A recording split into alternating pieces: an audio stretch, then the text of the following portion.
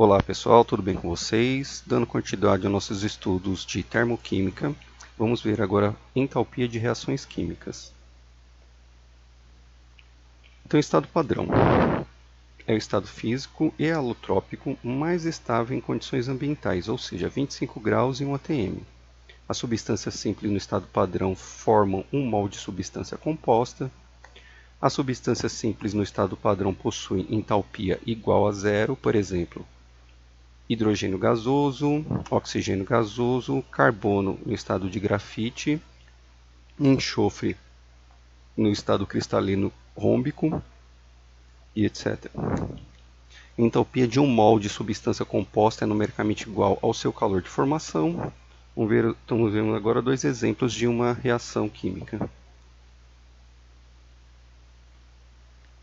Exemplo de entalpia de formação. Então, vamos ver a decomposição do peróxido de hidrogênio, que é a água oxigenada. Então, a gente tem aqui os dados da entalpia de formação dessas substâncias. A do peróxido de hidrogênio é 286 kJ por mol, a da água é 188, e a do oxigênio, como nós vimos, é igual a zero, porque ela é a substância mais simples, é o estado mais simples do oxigênio. Então, como que a gente vai fazer para calcular o valor de entalpia dessa reação? A gente vai pegar a somatória dos dados que são passados para a gente e vai colocar na equação. E a gente vai usar essa formulazinha aqui, ó. A variação de entalpia da reação é igual à somatória dos produtos menos a somatória dos reagentes. Então, a variação de entalpia nos produtos é a água e o oxigênio.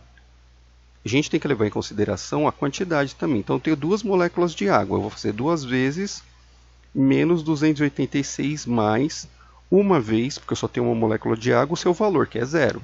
Menos, eu tenho duas moléculas de peróxido de hidrogênio, duas vezes menos 188. Eu vou ter o valor de menos 572 mais 376.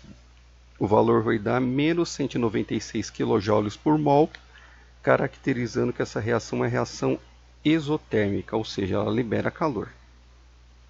Entalpia de combustão. A entalpia de combustão ou calor de combustão é a variação de entalpia da combustão completa de um mol de combustível no estado, quer dizer, estando todos os reagentes e produtos no estado padrão. Combustão é a reação de combustível com oxigênio. Toda combustão libera energia, ou seja, toda reação de combustão ela é exotérmica. Temos aqui dois exemplos de reação de combustão, né? Aqui nós temos nosso combustível reagindo com oxigênio, formando água. E aqui nós temos nosso combustível com a presença de carbono reagindo com o oxigênio, formando CO2 e a molécula de água.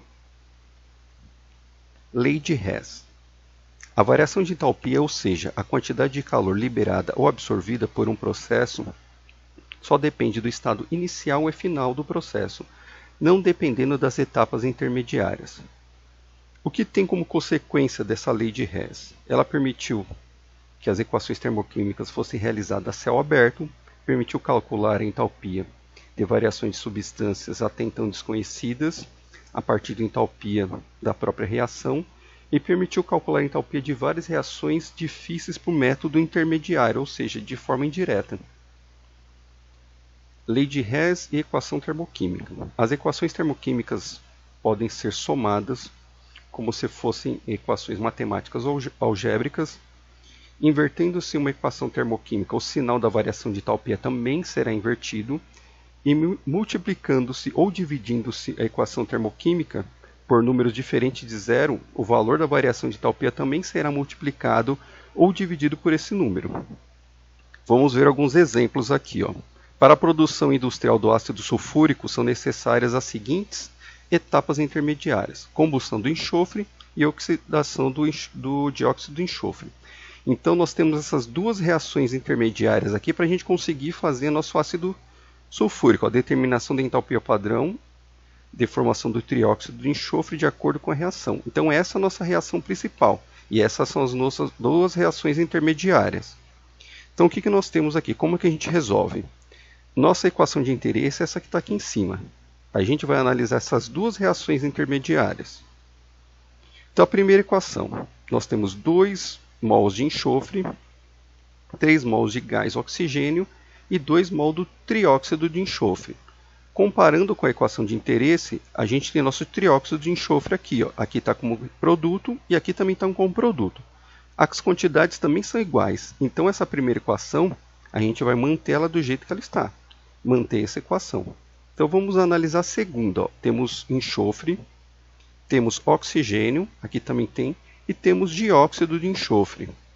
Aqui o dióxido de enxofre está como produto, só que na nossa reação de interesse ele está como reagente. E a quantidade também está diferente. Então o que a gente tem que fazer? Se aqui está como produto e a gente quer como reagente, a gente tem que inverter essa equação. Então a gente vai inverter essa equação e multiplicar por 2 para ficar nessa mesma quantidade. Então a gente inverte e multiplica por 2.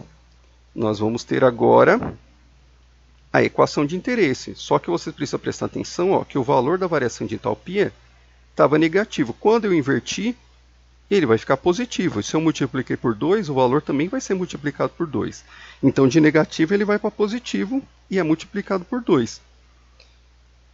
Que mais? A gente tem excesso de coisa aqui. Ó. Por exemplo, ó, tem esses enxofres aqui que não tem na minha equação de interesse. Então, vou eliminar esses enxofres. Então, eu tenho 2 enxofres como reagente e 2 enxofres como produto. Eu vou eliminar esses 2 enxofres. Que mais que eu tenho? Ó, tenho 2 SO2, está certinho. Eu tenho excesso de oxigênio, então também vou eliminar o excesso. Tem 3 e aqui tem 2, então sobrou só 1 mol. Ficou 1 mol e o SO3, que é o trióxido de enxofre. Agora deu certo. Acabou? Ainda não, a gente tem que achar o valor da variação de entalpia. Para isso eu tenho que fazer a somatória das etapas. Eu tenho que fazer a somatória de menos 791 e mais 593. Então, fazendo a somatória, nós vamos ter o valor, valor negativo maior do que o positivo. Vamos ter um valor de variação de entalpia menos 197,78 kJ. Ou seja, como o valor é negativo, nossa variação de entalpia é negativa, nós temos uma reação exotérmica. Energia de ligação é outra forma da gente determinar a variação de entalpia. A energia de negação é a energia absorvida na quebra de 1 mol de ligação. No estado gasoso, a 25 graus em atm. Então, quando a gente tem uma reação química, para o reagente se transformar em produto, eu preciso fornecer energia para poder quebrar as ligações. E quando essas ligações se juntam para formar o produto, essa energia é liberada. Então, para saber a variação de entalpia, eu tenho que saber se a quantidade de energia absorvida é maior ou menor que a quantidade de energia liberada. E para isso a gente vai dar alguns valores tabelados. Por exemplo, aqui, ó, a quebra de 1 mol de molécula de oxigênio, de hidrogênio, desculpa, tipo H2, ele vai liberar 436 kJ. E a quebra de 1 mol de Cl2, que é o gás cloro, ele vai liberar 242 kJ. Então, como é que eu faço para determinar? Vamos pegar essa equação aqui, essa reação, por exemplo, que é o gás metano, que é o CH4, mais gás cloro, que é o Cl2, ele vai formar, que é o triclorometano, que é o HCCl3, mais ácido clorídrico. Então vocês podem ver que tem as quantidades aqui na frente, em mol. Essa equação está balanceada. Então eu tenho o CH4, que é o gás metano. É um carbono ligado a 4 hidrogênios. Eu tenho o Cl2, que é o gás cloro, vezes 3, 1, 2, 3 moléculas de gás cloro. E tem aqui o triclorometano, que é um carbono ligado a 3 cloros e a 1 hidrogênio. E o ácido clorídrico 3 vezes a molécula. Eu tenho que fazer o cálculo da quebra de cada uma dessas ligações aqui. Então, por exemplo, gás metano é um carbono ligado 4 vezes ao hidrogênio. Então, eu vou fazer 4 vezes ligação de carbono e hidrogênio. 4 vezes 413,6. Aqui, como só tem um tipo de ligação, que é a ligação Cl-Cl, só que está multiplicado por 3. 3 vezes Cl-Cl. Então, 3 vezes 242,6. Agora, a energia liberada, mesma coisa. Ó, tem uma ligação hidrogênio e carbono, uma vezes 413, e 3 vezes carbono e cloro, 3 vezes CCl, 3 vezes 327,2. E aqui eu tenho 3 moléculas de HCl. Então, eu vou fazer 3 vezes HCl, 3 vezes 413, 431,8. E faço a somatória. A energia total absorvida deu 2.381,4 kJ por mol. E a energia liberada deu 2.690,6 kJ por mol.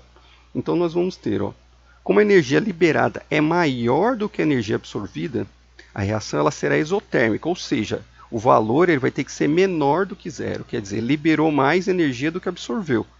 Então a gente vai pegar um maior valor menos o menor. O valor aqui vai ser positivo, mas nós temos que lembrar que essa reação é exotérmica. Então a variação de entalpia da equação vai ser menos 309,2 kJ por mol, porque é uma reação exotérmica. Bem, pessoal, espero que vocês tenham entendido e gostado. E até a próxima. Falou, pessoal. Tchau, tchau.